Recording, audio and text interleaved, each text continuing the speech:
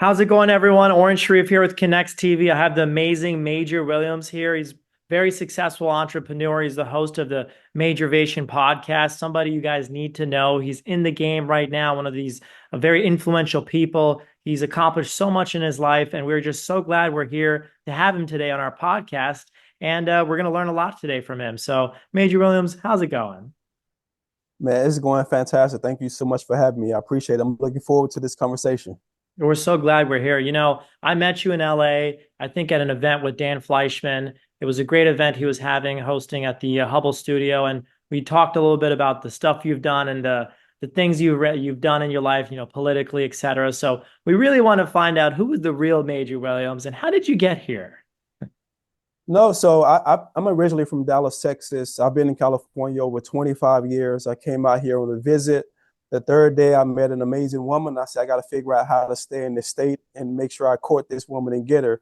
So 25 years later, I've had an amazing roller coaster of an experience in California from being a music artist, songwriter, and producer, from acting and being in national commercials, and over the last 7, 8 years, being politically active, working in the community, working with my nonprofit, Major Kicks for Kids, which I'm extremely excited about, which is a nonprofit and we give away over 1,000 pair of sneakers every single year.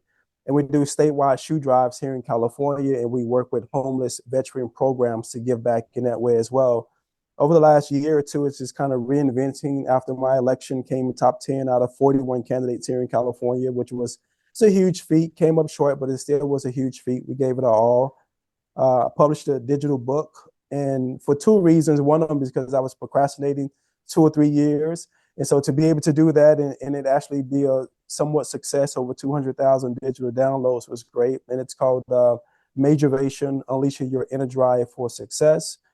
And then launching the Majorvation podcast, which has been absolutely fantastic. It's a new world that I'm diving into, but with all the resources, connections, and relationships, as you know, when we're out on these markets, we meet so many great people, and you just never know, based upon our conversations, how that can impact other people's lives. So I just look at it as being a serviceman. So that's where I'm at with it. I'm excited about this new chapter.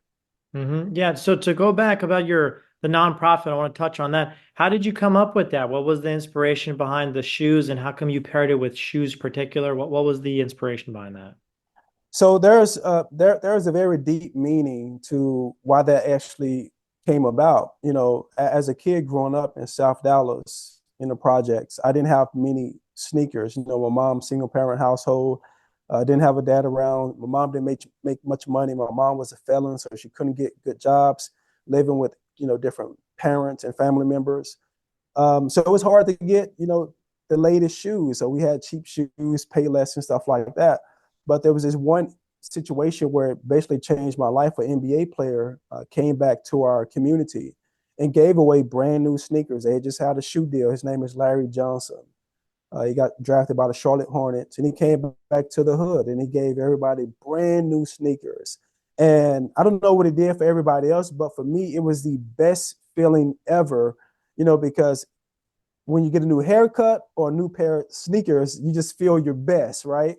And I just never forgot that feeling. And so as an adult and finding different ways to be of service and add value to other people's lives, I just felt like that would be a great entry point to impact young people's lives, on top of the fact that I'm your head as well. So it's purpose and passion and mission and service all together under one umbrella.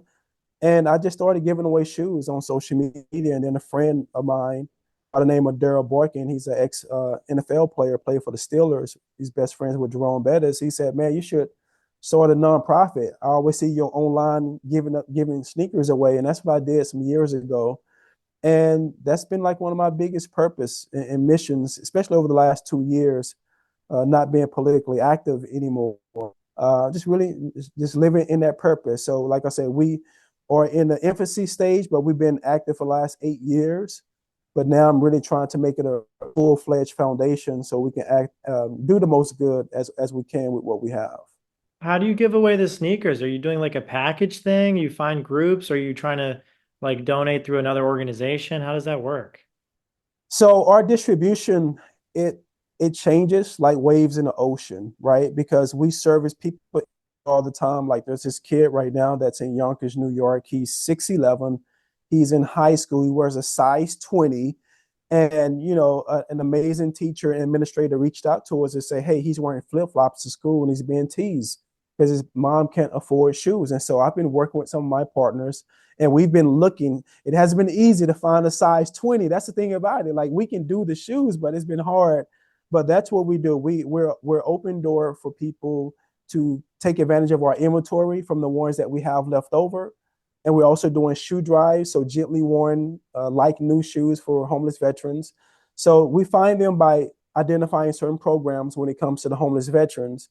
And then we work with the Boys and Girls Club and also homeless shelters, one specifically in Van Nuys called San Fernando Valley Mental Health Facility, which is where I actually used to work probably over 20 years ago. And they have at least 10 group homes. So it's 6 to 8 kids per group home. So we have our fill of programs that we work with, but we're always open to opportunities to give. And I look forward this year partnering with Vic with Trina's kids and Dan Fleissman over at Elevator Studios, which me and my sons volunteered last year to give away some sneakers this year. Wow, that's such an amazing thing. You're making such a big impact. The more good you put out there, the more good should come back to you. So I'm guessing it started from when you were working there. You were helping volunteer assist. You just naturally have that kind heart to help other people, right?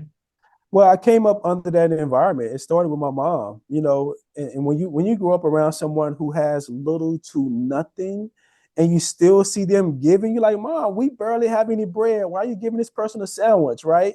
It's just, as a kid, as a 12, 13, 14-year-old, you can't process it because you're just selfishly thinking about yourself, right? But as become an adult and you look back on the environment you was raised around, you was like, you know what? That was the most gracious, most amazing thing that this person could have ever done. And she did it so well to the fact that's what I instill in my kids as well. So it's just the gift that keeps giving by watching the spirit of my mother give. I would wake up and go to school, and there would be like homeless people sleeping in our living room because she saw that it was raining and cold the night before, and they was out and about, and she allowed them to sleep in our living room. Like it was crazy to us then, but just think about that type of heart and being around that type of heart. No one ever harmed us. No one ever harmed her. Everyone protected us because she was just like a community mom. And that's the type of environment that she fostered, and it kind of resonated with me then and also now.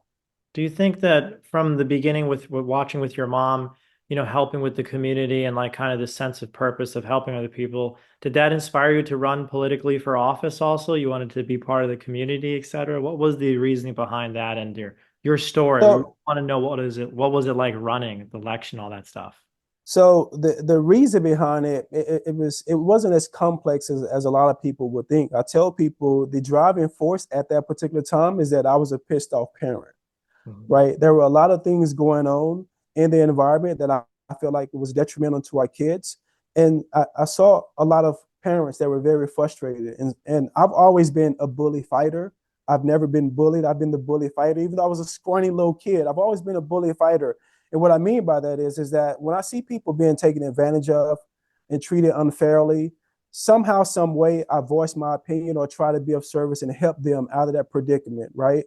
And so um, there is this analogy that I use. There was a lot of frustration going on during that time when I ran for governor, and people were trying to recall the governor because of everything that was going on and the over regulations here in our state in California. And I always talk about the stands of frustration. The stands of frustration is basically everyone on the sideline looking at everybody in the game, but they're judging, saying what they should or shouldn't be doing. Or if I was in the game, I would do it like this.